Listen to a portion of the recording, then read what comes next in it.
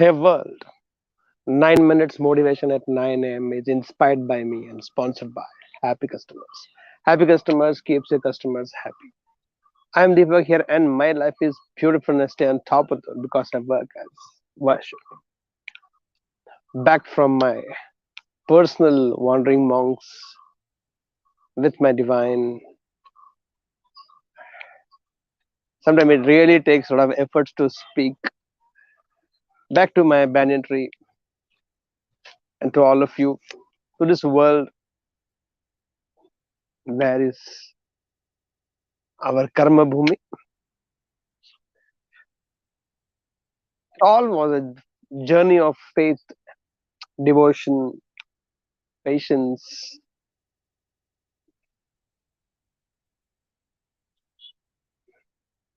Just cannot, as of right now, in 9 minutes, express what I'm going through, what I'm feeling depth inside. Yes, it was truly a journey of faith, and it reminds me when I speak on faith.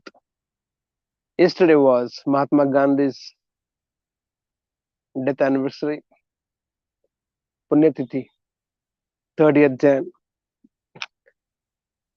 This year I didn't want to miss on talking about it because it somewhere coincided with the faith with which I live and the faith of the man, if we can call him man, Mahatma Gandhi.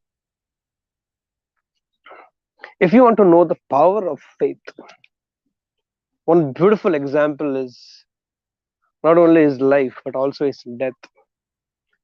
It seems few months or maybe few days ago when he was assassinated, couple of incidents happened in the lives of Mahatma Gandhi. There was a bomb blast near where he stayed, and some very high profile leader mentioned somewhere, I don't think India needs Mahatma Gandhi anymore for their own reasons. It seems Mahatma Gandhi made a statement just before few days, weeks, I don't know exactly, but he made the statement. I think now only what is left is, if only can bullets pierce my heart, and in those moments, if the name of the Lord is on my tongue, I know I've lived a very spiritually aligned life. I repeat, he said something like this. Now, only thing is left is, if only the bullets ever pierced my heart, and in those moments of death, if the name of Lord is on my tongue, I know I lived a very spiritually aligned life. He almost spoke the prophecy of his death. Of course, we all know. Few days later or weeks later, he was shot at a gunpoint, and not anywhere else, in the heart. And when the bullets were being shot at him, no anger, no hatred, nothing. But what he said was in those moments of death was, Hey Ram, Hey Ram, Hey Ram. Those most famous words Mahatma Gandhi uttered. It's like he almost destined his death. That's how he wants to die. That's how he will die. What faith that whatever he said, it came exactly true the way he spoke. Bullets pierce his heart, and what only he could utter on his tongue that time was, Hey Ram, Hey Ram, Hey Ram. That's the power of faith. If it can destine your death, you can choose how you want to die. Similar thing happened with Mother Teresa also. I don't know exactly, maybe later. But on yesterday, on since it was Sunday, I couldn't speak to all of you. I really wanted to share about this to all of you. The sad part of the story is, even if you are good, bad can happen to you. Is another lesson to be learned from his death. Not that all his life he literally lived for an entire nation. Nothing personal gain. He didn't even have a single post. He could have become the prime minister, he could have become the president, he could have become survey server of the entire nation. But he didn't choose to hold any post of politics for the country. He had the choice. Nothing means not even a day he lived for himself. Yeah, there are a lot of things to debate about all these things, but absolutely selfless life serving the nation by doing so much good of that degree, that level, to serve the nation, not even serving an orphanage or an old age home, serving an entire nation of 100 million people that time after doing so much good. Do you think only good happened to him? So many times he was in the police custody, so many times he was in the jails, so many times his own people didn't like him, they called him names. Bhagat Singh had difference of opinions, Subhash Chandra Bose had different of opinions, but he stood his grounds. He stood his grounds. More and more he became resolute, the more people tried to turn against him. But a character. We're not discussing rights and wrongs about life. I'm just telling you, we all know that. Good man lived a good life, and so much bad happened to him. In fact, there is a very amazing saying. I don't want to say it, but if it might give some sense of solace, I don't know, I can call it solace or not, but ये सृष्टि का नियम है. हर युग में राम को बनवास, ईसा को सूली और गांधी को गोली. पक्का है. I'm not demotivating you to not to be good. I'm telling you, just by doing good does not always means only good will happen to you. Very bad can also happen to you. That does not and that should not stop you from being good, because somebody asked me this. What happened ultimately? Mahatma Gandhi also got shot now. So why it being good? What's so great about being good? So why you want me to do your program to become good and get shot?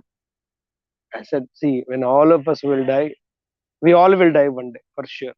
Whether you'll be shot or whether you'll have accident, whether a natural death or health issue or COVID will come, I don't know. When we all will die, he told me also. He said in the frustration, what happened? Ultimately, it will be 6 by 3 by 2 only, no? When we all will be dug inside, 6 by 3 by 2 only, no? I said, yes, you also will get 6 by 3 by 2. I also will get 6 by 3 by 2. Mahatma Gandhi also gets 6 by 3 by 2. But the way you live your life, it will decide how big will be a garden next to where you will be buried or where you will be burnt. How big? Rajghat, Shanti Ghat, all those. What garden? So we all will die. We all will get 6 by 3 by 2 only. But how big will be a garden? Or will there be a garden around, around you or not? I have no guarantee about it. But I want to live in such a way where whenever I die and when you people will burn me and all this thing will happen, I want a nice garden around me. And banyan tree pakka dalna, please. That's the way you should live. And I think power of faith, those words are been non-stop lingering in my mind since yesterday. I think a big salute, big homage, big dedication, and a sincere hands folded to that man who lived an amazing life, extraordinary life. One ant bite or mosquito bite, we want to kill it. A man was beaten brutally every time he stood against Britishers with lathis and batons. Not even once he raised the hands.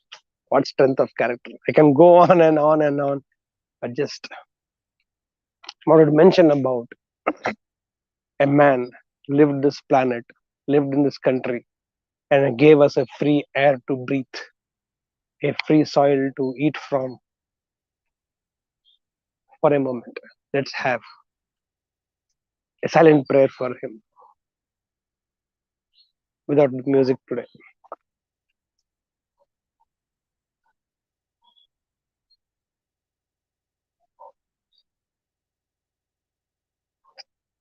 Thank you so much. Let's begin to know that, begin to live life to know that we can be ordinary people living extraordinary.